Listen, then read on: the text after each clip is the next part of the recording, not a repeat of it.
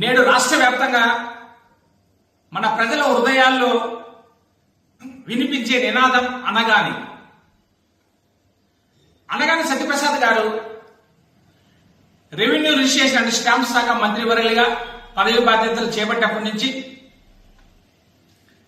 Revenue శాఖలో తన విప్లవాత్మకమైన నిర్ణయాలతో సమూలంగా ప్రక్షాళన చేస్తూ స్వాతంత్రం వచ్చినప్పటి నుండి పెండింగ్ లో ఉన్న భూ సమస్యలను పరిష్కారం చూపిస్తూ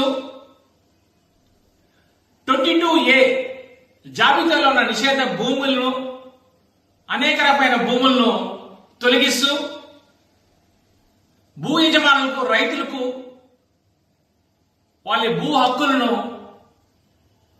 రక్షణ కల్పించడం, అలాగే వినూత్నంగా రెవెన్యూ క్లినికల్ ద్వారా రాష్ట్రంలో నెలకొనున్న పాస్ పుస్తకాల పంపిణీ, అడంగల్, భూ సమస్యలు వంటి అనేకమైన సమస్యలను తక్షణం వెంటనే పరిష్కరించడం, వేగంగా నిర్ణయాలు తీసుకోవడం లాంటి క్లినికల్ అనేది ఆంధ్రప్రదేశ్లో ఒక సంచలనాత్మకమైన వేదికగా నిలుస్తున్నాయి. చంద్రబాబు నాయుడు గారి సారథ్యంలో రెవెన్యూ శాఖలో ప్రక్షాళన చేస్తూ భవిష్యత్ తరాలకు భూ సమస్యలు అనేవి లేకుండా సరళీకృతం చేస్తూ తీసుకునే శక్తి ఒక అనగాని సత్యప్రసాద్కే దక్కింది. ఇటువంటి నేతకు రాష్ట్ర ప్రజానీకం నేడు హారతులు జేజేలు పలుకుతున్నారు. ఇటువంటి సమర్థవంతమైన నేత ముఖ్యంగా రేపల్లి ప్రజలే తన వసుదైక కుటుంబంగా,